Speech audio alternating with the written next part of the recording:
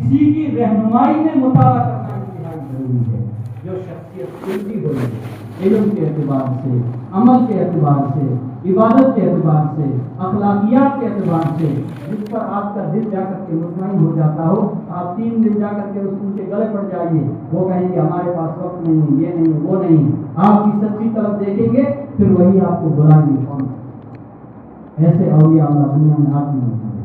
ان کو پکڑے رہیں گے تو وہ ہماری تربیت اور اصلاح کرتے رہیں گے، تو ہمارے کام اوپر جانے کے باوجود زمین کے اندر اور مضبوط ہوں گے۔ اس لیے علم اپنی صفت کے ساتھ اوپر جاتا ہے، اللہ اس صفت کے ساتھ اوپر ہم کو جنت پہنچاتا ہے، لیکن دنیا میں رہتے ہوئے ہمارے اس علم اور اس صفت کی وجہ سے زمین کے اوپر جمنا ہمارے لیے انتہائی کیا ہے، ضروری ہے۔ اس لیے آخری گزارش عرض کر رہا ہوں کہ ہم کتابوں کا مطالعہ کرنے کی ضرور کوشش کریں۔ مطالعے کے لیے کتابوں کی تعیین کرنا ضروری ہے۔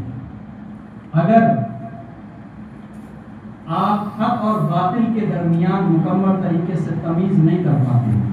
کون سی کتاب صحیح ہے، کون سی کتاب غلط ہے، فرقوں کے بارے میں ہمیں معلوم نہیں، فرقہ ضالہ یا شخصیات جو ضالہ ہیں ان کے بارے میں ہمیں معلوم نہیں ہے، تو ہم ماہر عالم سے پوچھ کر کے کتابوں کو متعین کریں اور پھر ان کا مطالعہ کرنے کی کوشش کریں۔